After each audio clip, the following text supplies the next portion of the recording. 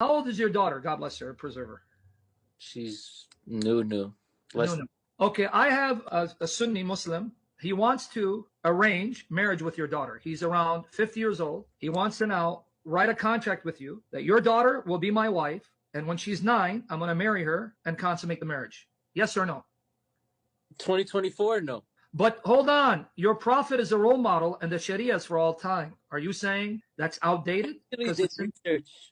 In the 1800s in America, they allowed 10-year-olds to get married. Last time I checked, America wasn't a prophet from God, but your prophet is, right? No, that's true. But I'm just going with civilization. Oh, wait. So you're going to use the corrupt Sharia of the kuffar to justify the filth of your prophet. I thought your prophet's better. I don't know. I'm just saying people thought it was normal even 200 years. But didn't Allah know it's not normal? I thought Allah knows everything. What do you mean? He does know everything. So did he not know it's not normal for a 54-year-old to sleep with a 9-year-old because physically, psychologically it'll damage her? So your God didn't know that? I mean, it probably was normal back in the day. But you didn't answer my question. You first said, well, okay, people thought it's normal. But I thought Allah knows that. Hold on, buddy. Let me make my point because you're tap dancing. I thought Allah knows everything, and he knows the design of the body, and he knows for a young girl at 9, she is physically premature and psychologically premature to have a grown man, 54, old enough to be her grandfather, with an erect penis penetrating her. Did Allah know that or no? Of course. He knew that. Okay. And he allowed your prophet to do it. And he allows it in the Quran, 65 verse 4. And you still want to insult me and say this man's better than my Jesus? How am I insulting? Because you're telling me this man is greater than Jesus. God forbid the insult. You see why we Christians hate your prophet and we get angry? This man you're going to compare to Jesus. Hate is a strong word.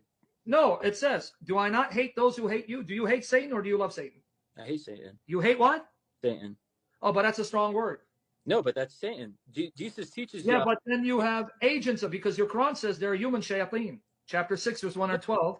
You have even humans that are devils. That's true, but according to Christians, it says not to fight flesh, but to fight the spirit. Exactly, but we also rebuke and hate those who are giving themselves over to Satan instead of repenting. That's Psalm 139, 19 to 22. Jesus doesn't teach that. You want to bet he does? Now, don't change subject, like how you ran. Good, let's run back. I like how you ran, the runner. Come back to the issue. So you just condemned your prophet for being a pimp, and you condemned him for doing something that Allah knew would damage the 9-year-old. What do you mean it didn't damage her? He left her a widow at the age of 18. Aisha. He couldn't. Did she have children with him?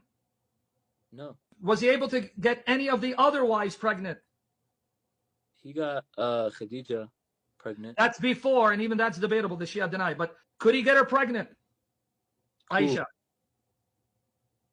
Possibly. Where? You mean what? The baby died? So Muhammad, you're telling me, she didn't. A 9-year-old. Couldn't get her pregnant, left her a widow at 18, so she couldn't marry and have children with anyone else, and she dies years later in her old age all by herself. And you're saying that didn't do any damage to her? Time out, Uncle Sam. Hold on real quick. Well, don't call me Uncle. Well, before you ask me, I want to ask this. Let's say Aisha was your daughter. Be honest with me. Your daughter, the one that you love. Well, I'm not. Let me make the point, then you can ask me. Let me just make the point. Right now, if No. Let's go to the time Muhammad. You're at the time Muhammad. Yeah. Your daughter. Yeah. You want me to make can I make the point? You just said, yeah, you buried yourself. Let me just make the point before you say and embarrass yourself live. You're living at the time Muhammad. Your beautiful little angel, that little angel, whether it's Muhammad or Abu Bakr, they want to now marry her when she's 9, and they're in their 40s and 50s. They marry her, they die, leaving her a widow. In the case of Muhammad, let's take Muhammad. He then leaves your daughter, a widow at 18. She can never marry. I want you to say I'd be okay with that. 2 things. No, say I'll be okay with it. You said yes. Two things. One, we're actually encouraged to marry widows in Islam.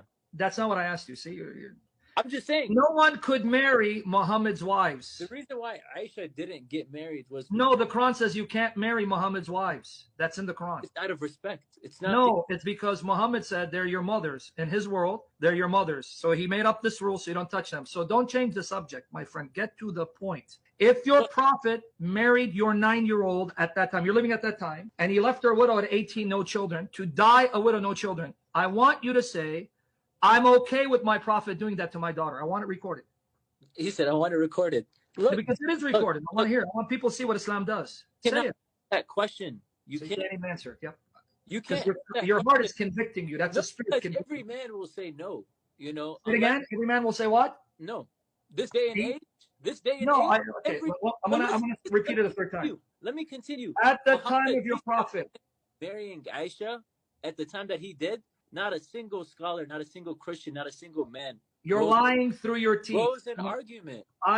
You're lying through your teeth because I have hadiths where when Umar ibn al-Khattab wanted to marry Kulthum, she was around 10 and 11, the daughter of Ali, Ali said, she's too young for you. Stop lying to me, man. I know your tradition. But before you run there, you at least honestly said, no man would want that, especially today. Forget today.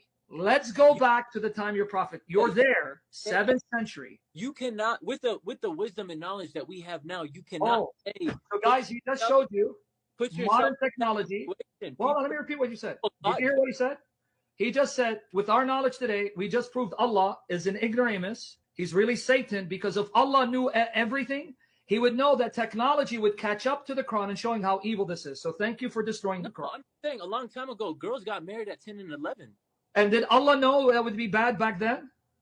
It's not bad. We're the people. Oh, it's okay. It's good. Humans. Time out. We're the humans that made it bad.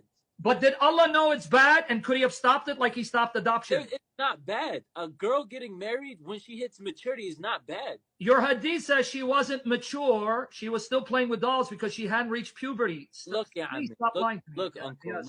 look. Right. So no, wait. I'm going to throw you out if you don't listen. Listen, because now you're running. Did Allah know that a 54-year-old sleeping with a 9-year-old would be bad for her, because later on, modern technology would confirm? Did he know that, yes or no? Did he know it was bad? It's not bad. It's not bad. It's okay. So you'd be okay for a 54-year-old to mount your daughter and have sex with her? Look, man, I told you, this day and age, you can't ask that question. You know, I'm going to block you because you keep repeating this. I didn't say this age. That's the truth, Sam. So you want me to get you out of here because you're wasting my time now? How am I wasting your time? Because you keep saying this day and age, and I asked the question, I'm going to ask it the 5th time. Did Allah know back then that today, can I finish the point?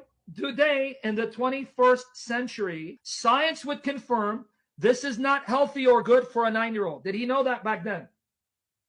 Yes or no? Did he know it? Yeah. Yes, he did. Okay. So did Allah abolish adoption, which is good? Did he stop adoption?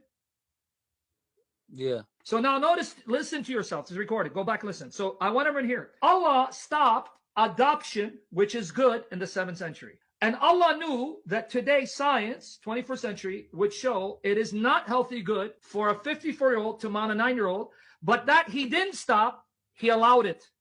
And you don't see the problem. For you, man. Hold on, bro. Hold on. That's what I thought. For you. I feel bad for you. What I thought. But even that's what I thought. Like I said, back in the day, girls got married at a very young age. Okay, let's go to something else, because you just refuted that very point. Did Allah know?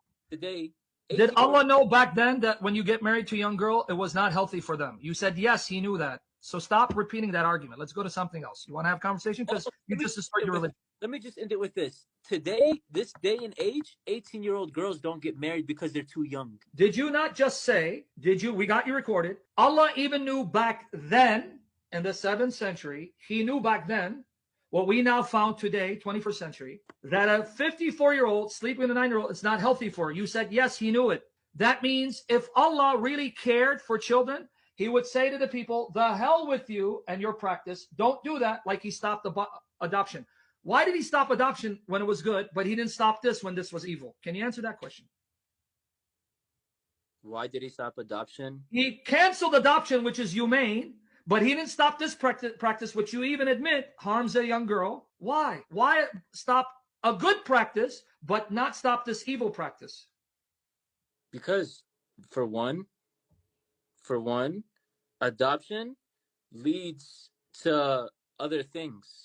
That's why they stopped it. What other question do you have? I don't want you to embarrass yourself. It's okay. You already did damage. So what's the next question you have? Go ahead, Suhail. When you go back and listen to yourself, the Spirit will convict you. You'll see. You're going to say, wow. When we're done, go back, listen to this. By yourself, close the door, listen. You're going to see how embarrassing this religion is.